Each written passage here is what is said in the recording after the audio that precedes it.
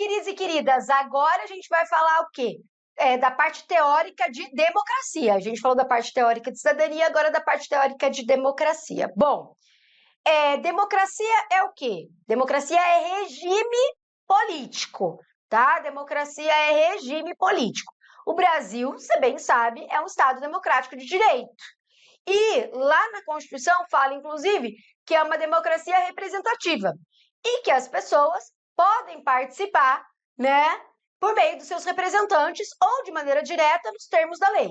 Então a gente sabe, né, quem já estudou para algum concurso alguma vez na vida, olhou um pouquinho ali para o direito constitucional, sabe que a gente vota nos nossos representantes e também a gente tem lá referendo, plebiscito e lei, a possibilidade de lei de iniciativa popular, ação pública também, tem várias outras formas. Só que não são só essas, né? A gente tem muitas outras formas de mecanismos de participação, de maior participação para além do voto, tá? Mas a gente vai falar disso depois. Agora a gente vai falar sobre o que é essa democracia.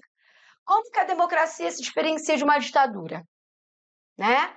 Porque quando a gente fala que uma democracia está em risco, não existe vazio político, não existe vazio de regime democrático, né?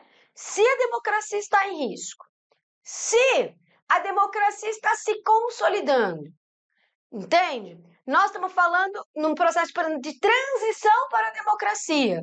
Nós estamos fazendo sempre, né, equilibrando os pratos entre ditadura e democracia. Ditadura é um regime político que está no campo da negação, vou explicar primeiro aqui, ó, ditadura, que está no campo da negação dos elementos de um regime democrático, que está no campo das restrições às liberdades individuais e políticas, restrição do pluripartidarismo. Em geral, são autocráticos, são personalistas, então estão no campo do autoritarismo. Você acha que isso aqui é importante se levar para a prova? Certeza. Até para você poder autoritarismo, até para você poder reafirmar o que é a democracia. Beleza? Brasil já viveu uma ditadura, professor? É óbvio que sim, 2 vezes, tá? De 30 a 37, de 37 a 45, desculpa, de 37 a 45 e de 64 a 85, tá? Então, historicamente falando, né, e os cientistas políticos também reforçam a ideia de que foram esses 2 regimes autoritários e ditatoriais no Brasil. E que na história do Brasil, né, na história republicana do Brasil, a gente está cheio de casos de tentativas de golpe, de rupturas institucionais com a democracia, tá bom? Bem, o que é a democracia? Aqui bem, só para diferenciá-la da ditadura. A democracia, ela é marcada pela existência de eleições com competição de partidos políticos para legislativo e executivo. Portanto, direito ao voto à maioria da população, proteção e garantia, tá vendo? Olha, presta atenção, né, nas palavras-chave. Proteção e garantia. Não está em oposição à negação e restrição? Sim. Aqui, que importa, controle efetivo das instituições políticas e dos governantes, sobretudo por meio do quê? Da participação cidadã. Incorpora isso. A participação cidadã é, entre outras coisas, elemento fundamental para controle social. E aqui o elemento também importantíssimo, segundo Robert Dahl, tá? que é um teórico americano que diz que a democracia se caracteriza pela sua capacidade pela capacidade dos cidadãos de contestação.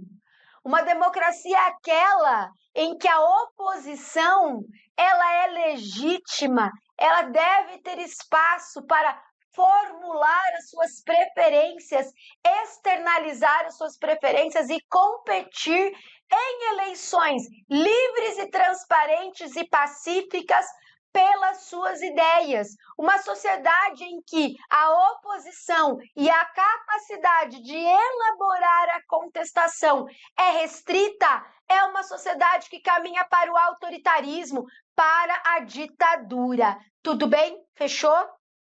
Capacidade de contestação. Agora, não pode ser contestação armada. Porque existe crime organizado contra a democracia, hoje, no século XXI, né? No século XXI, existe crime contra a democracia. E aí existe crime organizado contra a democracia, tá? Então, a capacidade de contestação nos marcos da própria democracia, tá? Que não se resume à eleição, isso é bem verdade, tá? Não se resume a capacidade de elaborar e expressar contestação, ela é permanente numa democracia saudável, tá bom? Beleza. Agora a gente tem o feijão com arroz, né? Dos dois regimes que se opõem aí, e é importante ter essa noção para a gente pensar em transição democrática e consolidação da democracia, tá? E agora a gente tem que pensar na especificidade das democracias.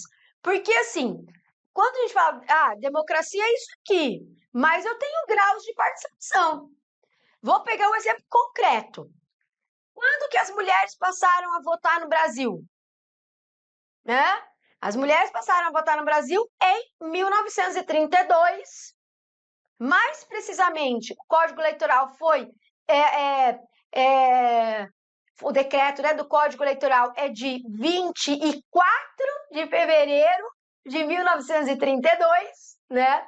E ali a gente tem a primeira vez que o Estado reconhece a participação legítima das mulheres no processo eleitoral, né? Então, aí a gente está falando de 90 anos atrás, né? Um pouco mais. 90 anos, as mulheres ganharam direito ao voto. Agora, cidadania, voto, existe desde... Vou pegar só o Brasil independente, tá? Desde 1824, com a primeira Constituição brasileira. Então, desde a primeira Constituição brasileira, quando o Brasil ainda era uma monarquia, né? Uma monarquia constitucional, no Império, as mulheres não votavam.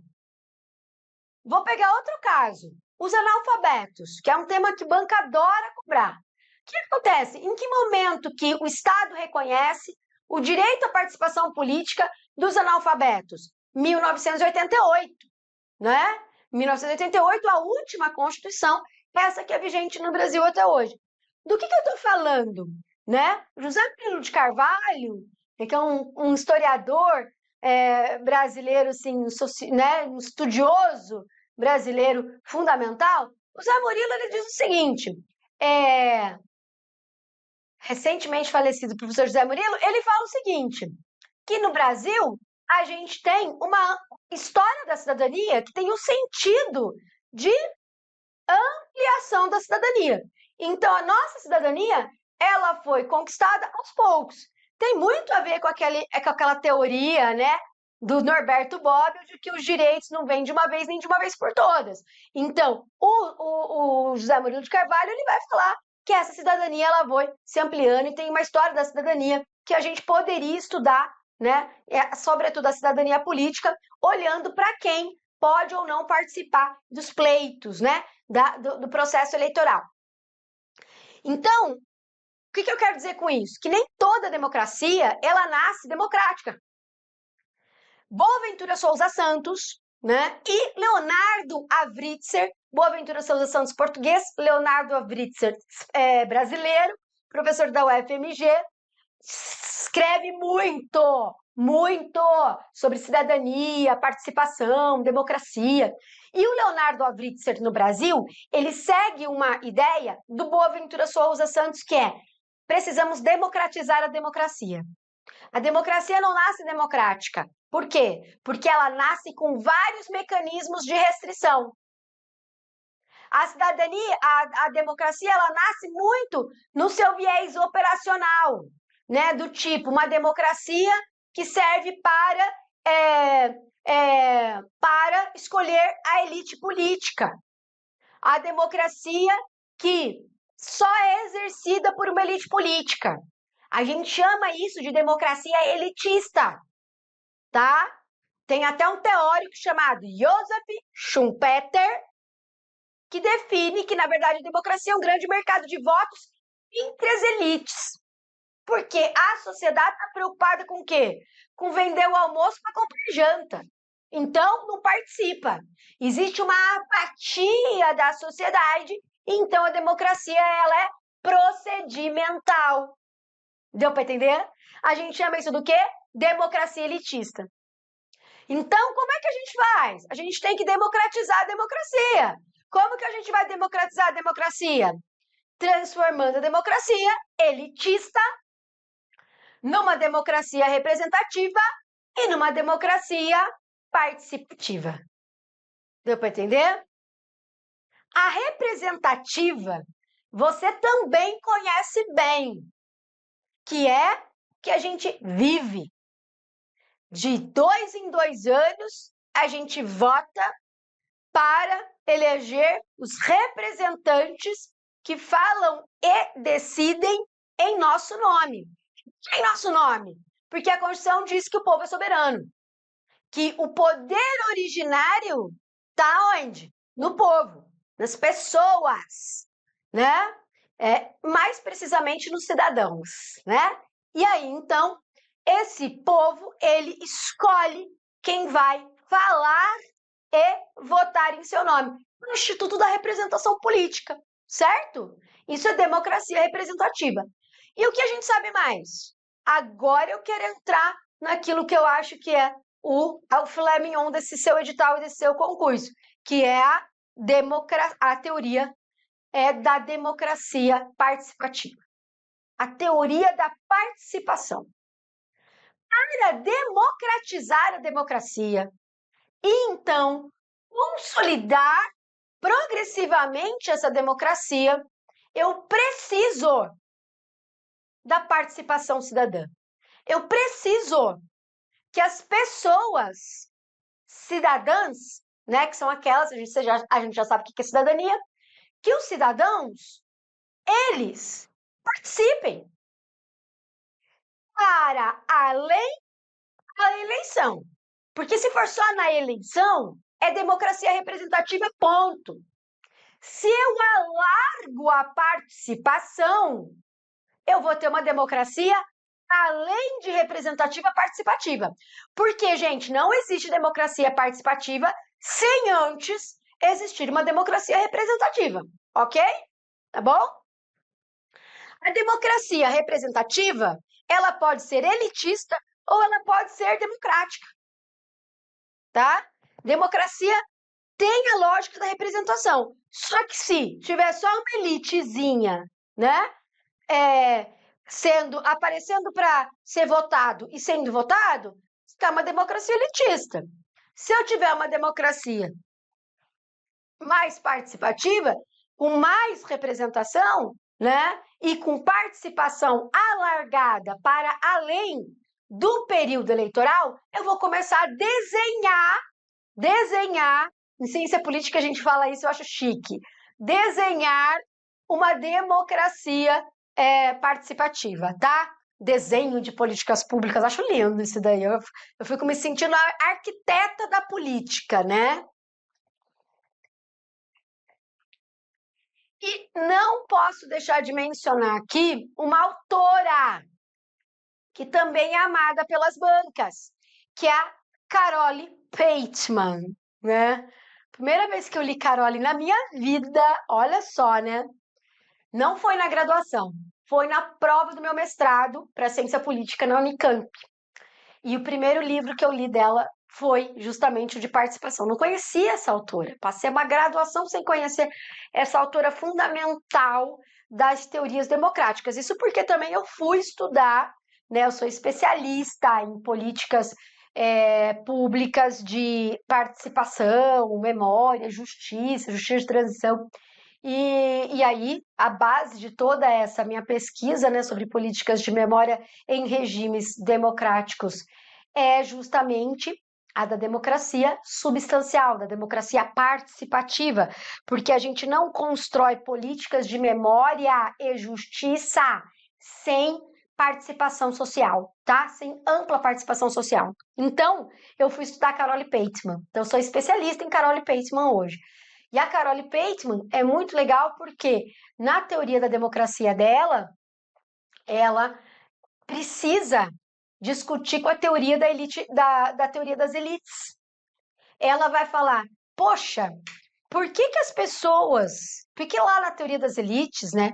Na teoria da democracia representativa clássica, olha lá, teoria da democracia, teoria clássica da representação, por que eles não valorizam a participação do povo? Porque eles dizem que o povo é apático. 1. 2. Porque eles dizem que o povo não tem idade de governança. O povo não sabe participar. Você acha que o povo sabe participar? Não sabe nem votar, vota errado.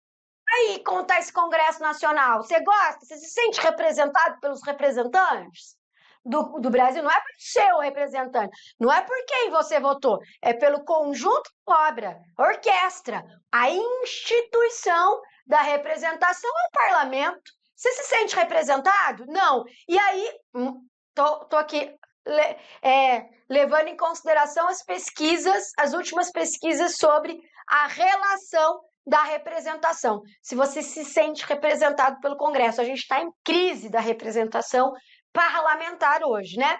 Então, a gente se sente representado? Não, mais ou menos. Vou pegar esse grupo aqui. E um dos motivos da falta de representação, ele vai dizer assim, é porque o povo sabe. Né? Você não se sente representado? Foi a gente que elegeu? Então, como que pode essa distorção? O povo se sentir mal representado e na hora que votou em quem não confia. Então, olha só, que coisa desorganizada é essa política. Por isso, o povo não está preparado para votar. Esta lógica, este argumento elitista que diminui o papel do cidadão, né? Carole Pateman vai combater. A Carole Pateman vai criticar. E ela vai oferecer uma solução. A Carole Pateman vai dizer, peraí, alguém ensinou o povo a votar?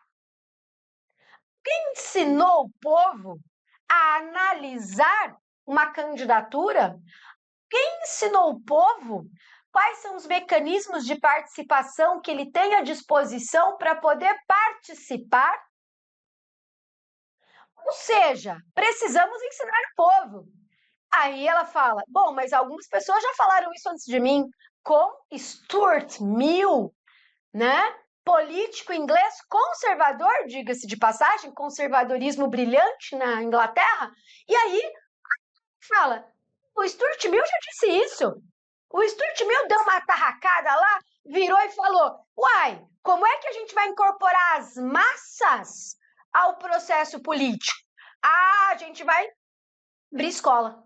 A gente vai civilizar a massa. E a gente vai universalizar a educação.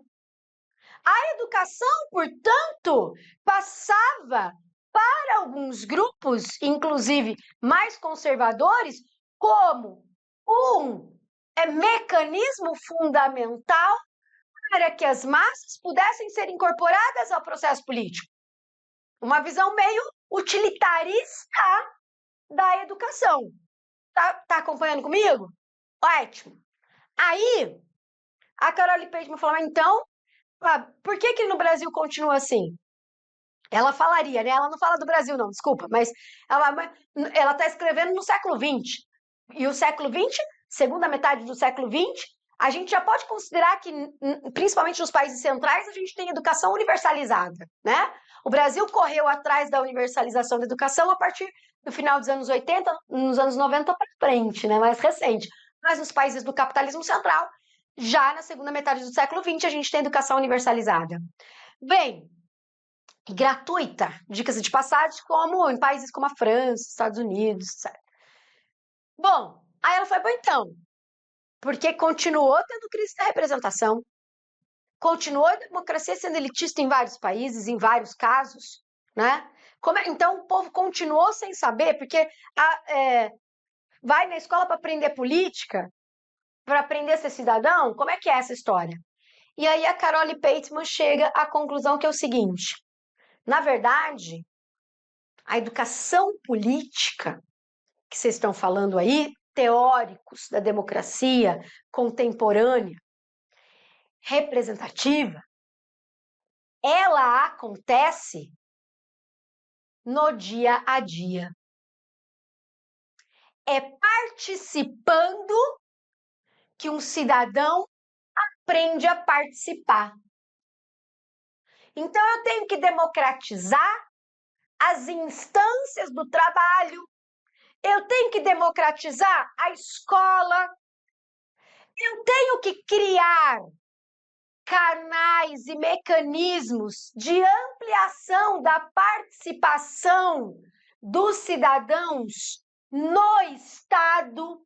Eu tenho que criar o espaço público, a esfera pública da participação permanente, cotidiana. E é assim, exercendo a democracia, que a gente vai criar uma cultura democrática e um cidadão democrático. Não há que se falar que primeiro eu educo e depois eu incorporo e transformo a democracia numa democracia participativa. Não! A democracia só será participativa se ela for participativa no seu ponto zero. Entende? É assim que a gente constrói uma cultura cívica. Deu para entender? Legal demais, né? Então, aqui, olha só que interessante o esqueminha que eu fiz para vocês, né? Ela parte da teoria contemporânea da democracia, ela vai dar uma nova perspectiva e uma nova função para a participação, né? Porque a participação na teoria contemporânea da democracia, que é na prática a teoria da democracia representativa, vê a participação cidadã apenas na perspectiva da proteção do indivíduo, dos seus interesses privados. Entende? E aí, o que ela vai buscar? Ela vai dizer que lá na teoria clássica da democracia, teoria clássica da democracia, é lá na antiguidade. É Aristóteles. A participação, ela tem outra função. Ela tem a função de formar indivíduos, cidadãos virtuosos, cidadãos com capacidade de debater, deliberar, ou seja, participar de maneira mais ativa da governança da comunidade. Cidadania ativa, participação cidadã. Não existe preparação prévia para isso. Então, como que eu tenho que fazer? E o que a Carole é interessante da Carole? Porque a Carole, e é bem a perspectiva da sua prova, hein? Ela não entende que a democracia é só a função do Estado. É relacional. É relacional. É a sociedade entrando no Estado e o Estado entrando na sociedade. Não há uma relação de oposição. Estado contra a sociedade ou sociedade contra o Estado. Essa é uma perspectiva contemporânea, representativa, que vê o Estado como inimigo. O Estado não é inimigo coisa nenhuma. O Estado, ele é instrumento. É o Estado que organiza a sociedade. Logo, a sociedade tem que estar no Estado. Entendeu? Não é, o Estado não é do mauzão, o bicho-papão que a gente tem que destruir, que tem que ficar Estado mínimo, coisa nenhuma. A sociedade tem que estar lá, né? Lá dentro do Estado. E o Estado, por sua vez, tem que ser permeável. Como que o Estado é permeável? para participação da sociedade? Criação de mecanismos. Criação de mecanismos de participação, certo? Para além do período eleitoral. Isso basta? É claro que não. A escola precisa ser um espaço democrático, o mundo do trabalho precisa ser um espaço democrático.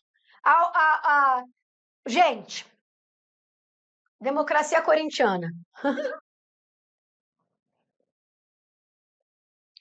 Não tenho como não citar isso, né? O grande, né? A democracia corintiana é muito interessante para pensar a teoria democrática. Sim, né? Como que a gente escolhe os dirigentes do clube? É democracia, ou seja, é participação nas esferas mais alongadas da sociedade, não só nas esferas institucionais, né? Por isso, a importância de reconhecer a legitimidade da organização da sociedade civil. Movimento social não é crime, né? ONG não é crime. Ah, mas o que faz pode ser. É óbvio, por isso que a gente tem que ter o quê?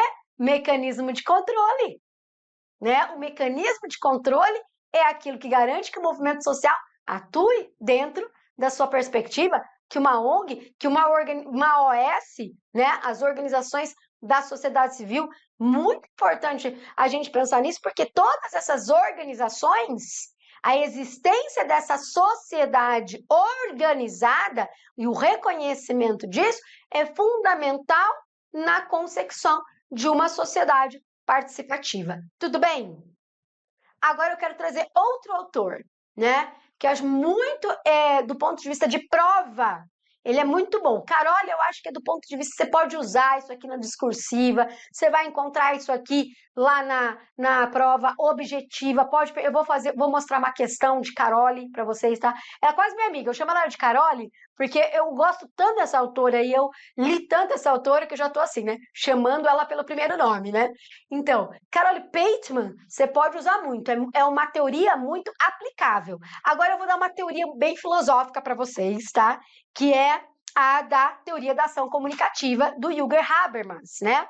O Habermas, tá aqui, ó, que o Habermas, ele enfatiza a importância do discurso público e da deliberação como fundamentais na tomada de decisão política.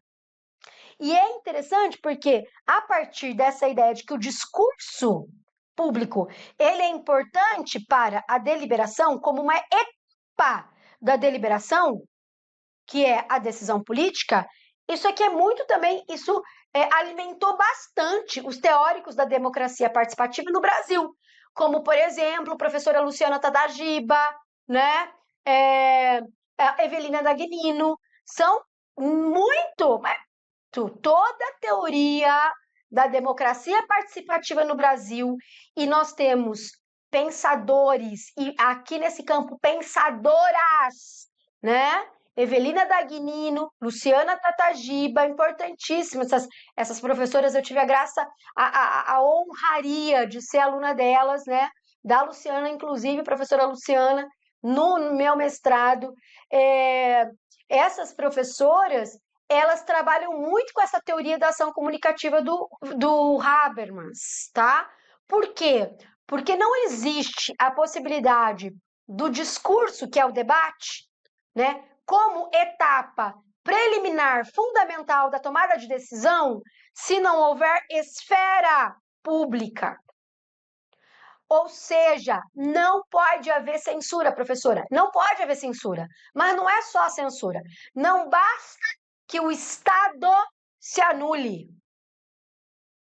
É preciso construir uma esfera, ou seja, um lugar em que as nossas falas sejam reconhecidas, elas sejam possíveis. Então, os canais de comunicação, seja com o Estado, seja entre os grupos.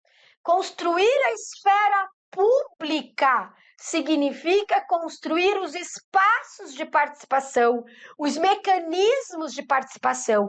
E aí significa que o Estado não pode censurar, não pode fazer licença prévia, mas também não pode se ausentar na regulamentação desse espaço, porque precisa haver respeito, tolerância, não pode ser crime, não pode ser ameaça.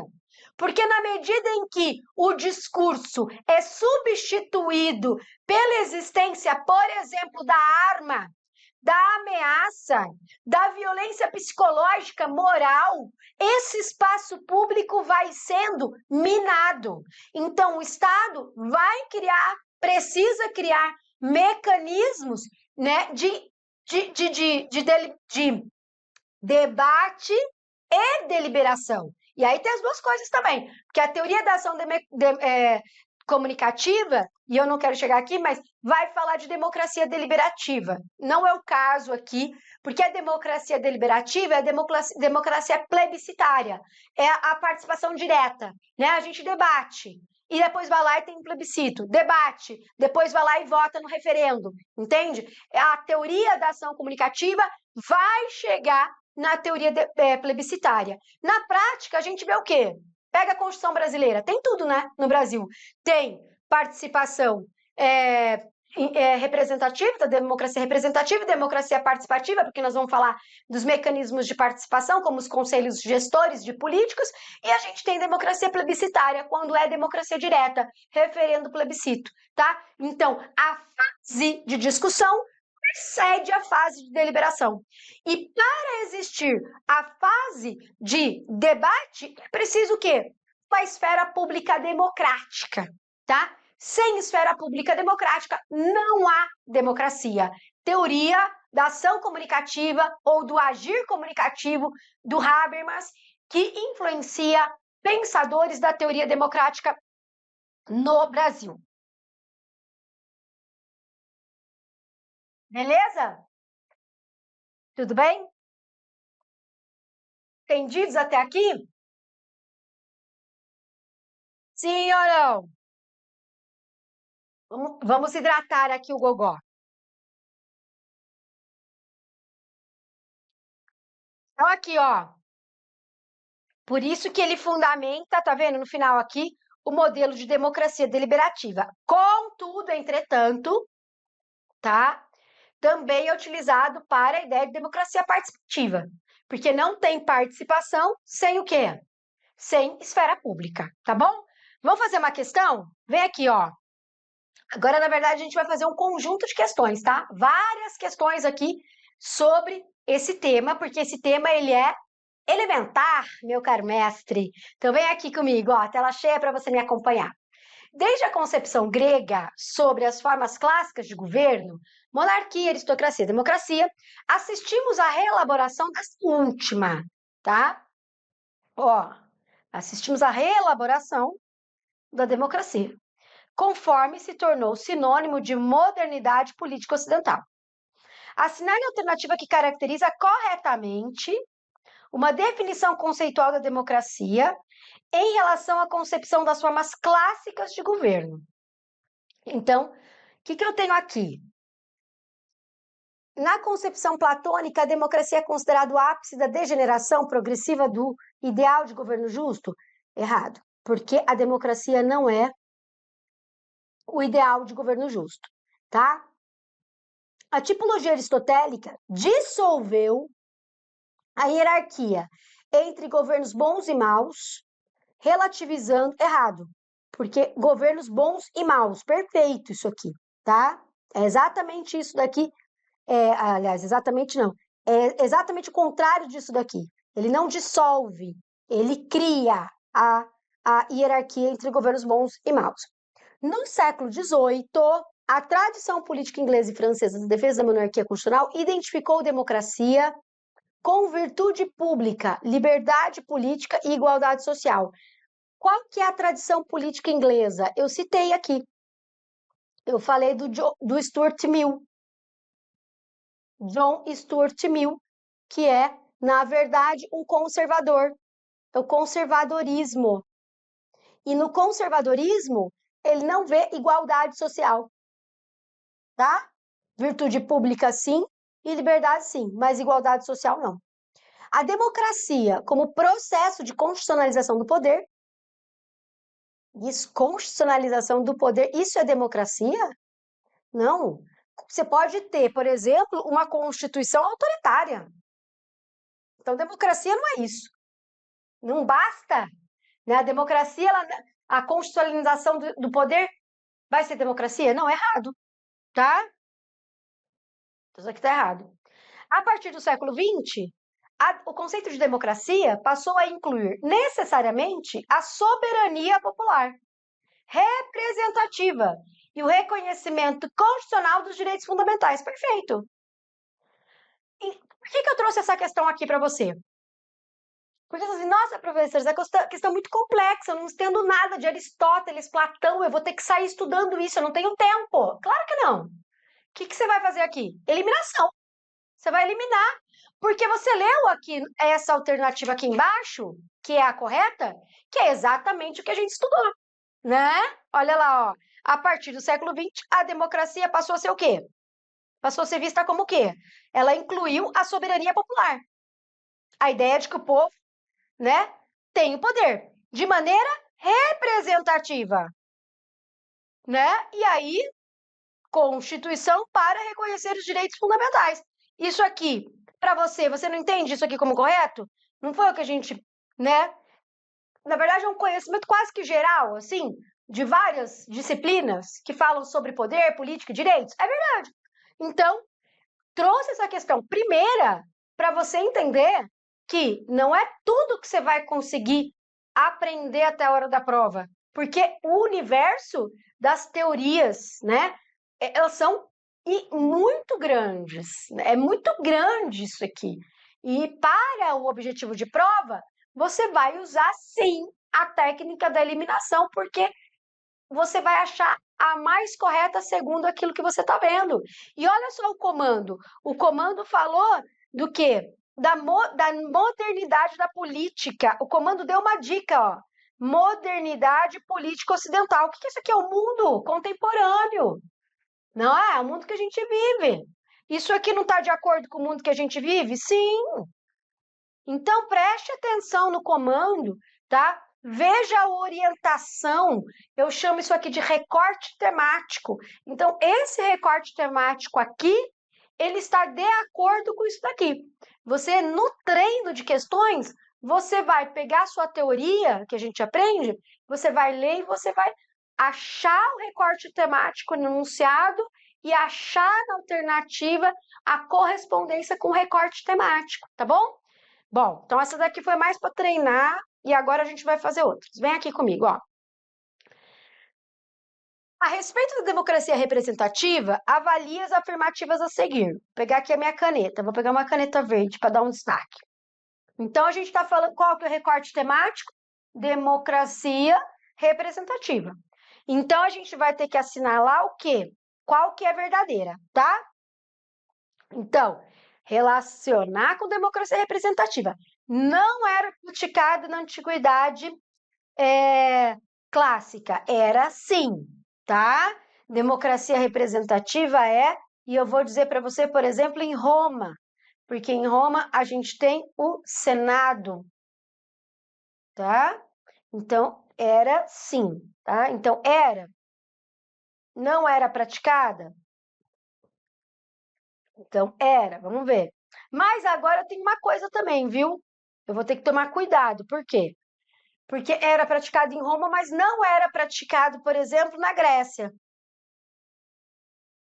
Na Grécia não era praticado. Na Grécia é direta. E agora, professora? Agora você vai ser safo e safa para ir lá olhar e ver se foi ou não, tá? Aí a gente vai encaixar. Beleza. Surgiu na era das revoluções, que teve como principais eventos a fundação dos Estados Unidos e a Revolução Francesa. Check. Isso aqui é check sem pensar. Por quê? Porque, historicamente, lembra, os direitos eles são históricos? Então, qual que é a historicidade dos direitos de cidadania e da democracia representativa? É com a formação dos Estados constitucionais.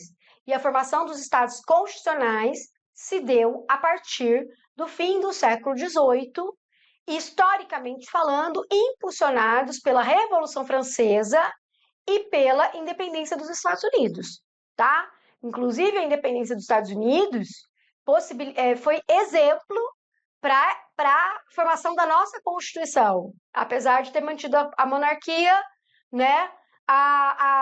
O modelo americano ele inspirava muito os republicanos brasileiros do século XIX. Que mais? 3, tem seus pilares na esfera pública. Olha que lindo! E na ativação da cidadania por meio de mecanismos participativos e paraestatais. Lindo! Mas isso aqui define democracia participativa? Não! Isso aqui define democracia participativa, meus amigos, tá? Então, isso aqui tá errado. Então, eu tenho certeza que a 2 está o quê? Correta, tá? Então, a 2 está correta. A 3 eu sei que tá errada. Então, a 3 está errada, a 3 está errada, certo? A 3 está errada e eu sei que a 2 está certa. Logo, o gabarito da questão letra A. Pronto! Entendeu? Porque é isso treinamento de prova agora, né? Porque você vê que você tem toda a teoria linda, maravilhosa, redondinha. Só que a banca não traz a teoria redondinha, ela traz quadradinho. Você precisa se orientar, você precisa ter o gingado brasileiro para responder a questão de banca, tá? Então, você viu como eu fiz? Vai treinar desse jeito. A 1, eu dei 2 possibilidades aqui. Não, existiu sim, tem Senado. Não, não existiu não, porque na Grécia existiu só a democracia direta. E agora? Antiguidade clássica entre a Grécia e Roma. Para que lado que eu vou? Você não vai se descabelar, porque você é aluno da Prof. Helena, você vai fazer isso aqui que eu fiz, tá bom? Vamos para outra? Vamos para outra. Tela cheia para você me acompanhar. Essa questão é jovem, é recente, vem aqui. A gente tem textão e a gente tem fazer uma associação e eu vou achar o comando. O comando diz: assinale a opção que indica a relação correta na ordem apresentada. É sobre isso. Então vamos lá, ó. Comando está aqui. A respeito das tecnologias de informação e comunicação aplicadas aos processos democráticos, relacione os possíveis efeitos da transparência digital listados a seguir as respectivas descrições. Galera, transparência digital, esfera pública. Por quê? Primeiro porque a ideia de transparência é a ideia do quê? De publicidade. Concorda comigo? Sim. A publicidade dos atos da administração pública respondem ao princípio da transparência, certo? Certo. E aí a gente está falando de transparência digital. Então, é o quê? O indivíduo cidadão ser capaz de acessar os dados na esfera pública, porque é publicidade, para que ele possa se munir de dados, né, confiáveis e oficiais, para que ele possa participar, certo? Então, ó, processos democráticos, não é só na hora de votar. Então, nós estamos muito aqui conectados com o quê? Com a noção de participação. Você está vendo? Vem aqui comigo de novo. Que em prova a gente tem que saber operacionalizar o conceito. É disso que eu estou falando para vocês desde o começo da nossa aula. Então, vamos lá, vamos ler o texto, porque o texto vai dar o enquadramento temático. Vem comigo.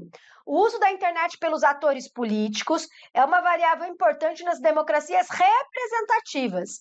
Deputados, atores institucionais, cidadãos e organização da sociedade civil utilizam diferentes plataformas para influenciar decisão política em um processo denominado democracia digital, que fortalece o princípio da transparência. Então, embora a questão tenha falado de democracia representativa, ele está falando aqui do quê? Atores, organização da sociedade civil, né? Os representantes políticos, os cidadãos, tá vendo? Então, ele está falando de participação, tá? Por isso que a gente está associando aqui participação em esfera pública. Então, vamos lá, bora! Operacionaliza e coloca em prática. O que a gente tem aqui, ó? Maior qualificação das ações deliberativas, então, qualidade da decisão, certo? Aumento na confiança do sistema político, ampliação da representatividade, favorecimento dos processos de accountability. O que é isso aqui? Também é responsividade, né? É prestação de contas. Isso aqui vai entrar, é muito importante para controle social. Então, vamos lá. Maior qualificação da deliberação. Onde que está? Circulação online de dados. Documentos, deixa eu colocar aqui agora outra cor de caneta. Espera aí. Vou pegar azul. Circulação online de dados. Documento, estudo, discurso e análise de procedimentos oferece maiores insumos para a deliberação pública. Gente, palavra-chave. Deliberação, deliberação. Então, Agora, o acesso e cruzamento online de informações sobre as atividades governamentais disponibilizadas pelos agentes públicos facilita e barateia a prestação de contas, a accountability. E 2, a veiculação regular de informações em websites oficiais constitui vitrine pública de governança e fortalece a credibilidade. Olha que maravilhoso, fortalece a credibilidade, confiança. Eu estou te dizendo... Opa, não é 1, é 2. Peraí, quase errei. Estou te dizendo que é esse o estilo que vai aparecer em sua prova, tá? Esse estilo.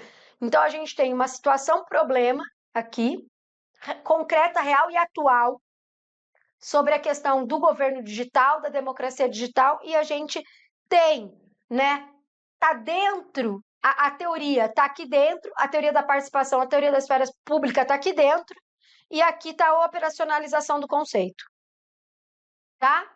E aí, qual que é, então, o gabarito? 1, 3 e 2. 1, 3 e 2, gabarito. Questão letra A. A de acertei, prof. Então, ó, um brinde para você, um brinde de café. Quem brinda tem que beber, né? Beleza? Deu para entender? Questão bonitinha essa, né? Então, veja como as coisas vão cair em sua prova.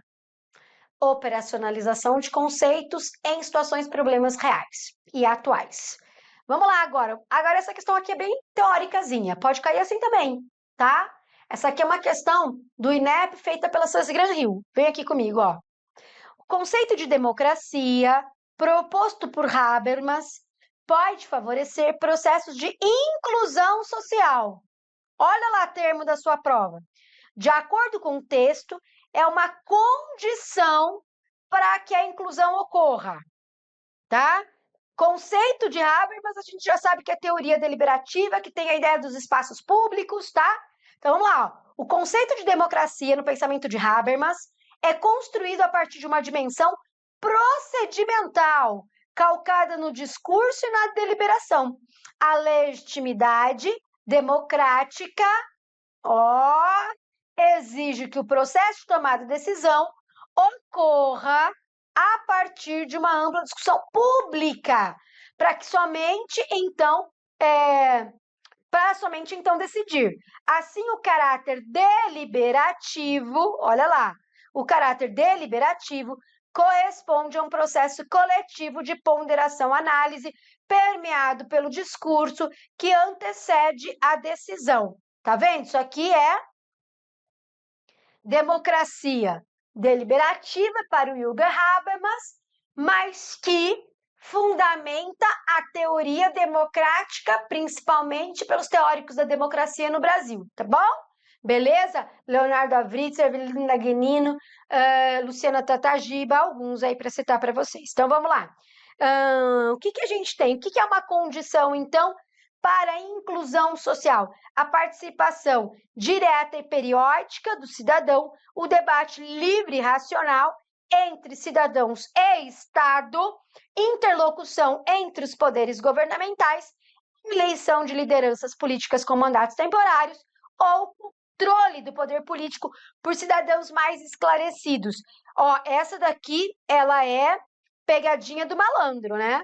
Por que que essa daqui, ela é distratora? Porque na teoria da democracia participativa e da democracia deliberativa, como é que a gente aprende a participar? Como é que a gente se torna cidadão? É esclarecido, participando.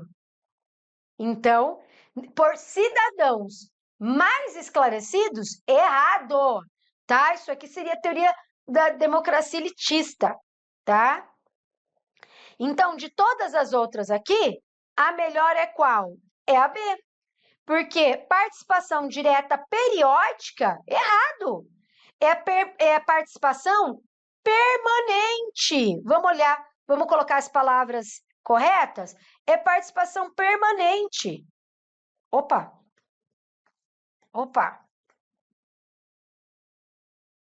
Permanente. Debate racional e livre, check. Interlocução entre poderes governamentais, errado. Aqui é sociedade. É a relação entre sociedade e Estado, tá? É uma relação de via de mão dupla. Eleição de lideranças políticos com mandatos temporários. Isso aqui é democracia representativa. E isso daqui é o quê? Só a última aqui para você tirar o print aí, né? Democracia elitista. Tá? Gabarito essa questão, letra B. Fechou? Dúvida? Aqui? Né? Interessante essa questão, foi ótima. Questão vocês viram, tá? É. Olha lá, ó, mais uma, vem cá comigo. A teoria da democracia participativa enquadrou. É construída... Ah, não, primeiro a gente vai ler aqui, ó. Primeiro a gente vai ler, desculpa, já estava fazendo errado, tá vendo? Aqui é primeiro a gente lê o comando. Nessa teoria, a associação entre participação e educação tem como fundamento o quê? Vamos lá, ó. A teoria da democracia participativa é construída em torno da afirmação central de que os indivíduos e suas instituições não podem ser considerados isoladamente. A existência de instituições representativas em nível nacional não basta para a democracia. Isso aqui é importante, ó. Não basta, não significa que ela tem que desaparecer, tá? Pois o máximo de participação de todas as pessoas, a socialização ou treinamento social precisa ocorrer em outras esferas, de modo que as atitudes e as qualidades psicológicas necessárias possam se desenvolver. Esse desenvolvimento ocorre por meio do próprio processo de participação. A principal função da participação na teoria democrática é educativa. Então, qual que é a associação entre participação e educação? Qual que é o fundamento?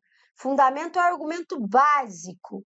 Ascensão das camadas populares, organização do sistema partidário, eficiência da gestão pública, ampliação da cidadania ativa ou legitimidade do processo legislativo. E aí?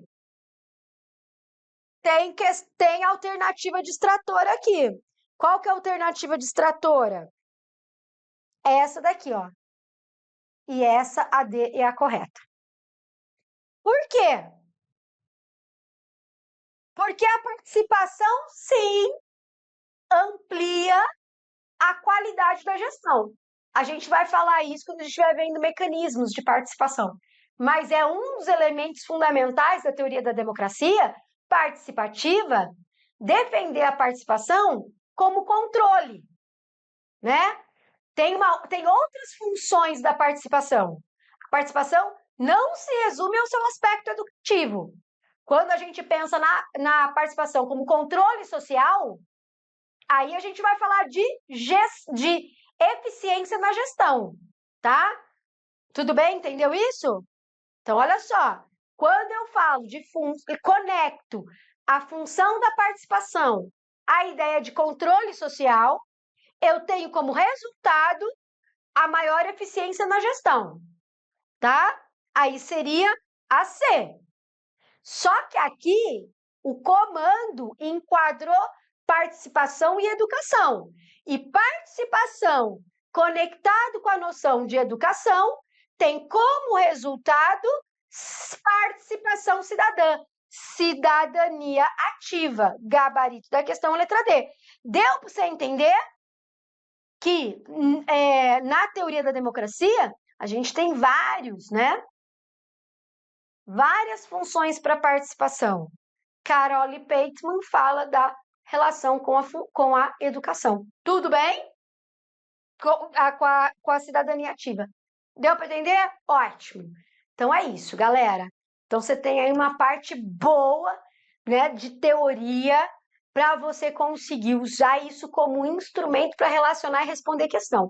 Seja uma questão mais teórica, seja uma questão mais que traga uma situação problema, né, em que a teoria está ali, ó, diluída na situação problema e precisa ser mobilizada para responder a questão do jeito certo.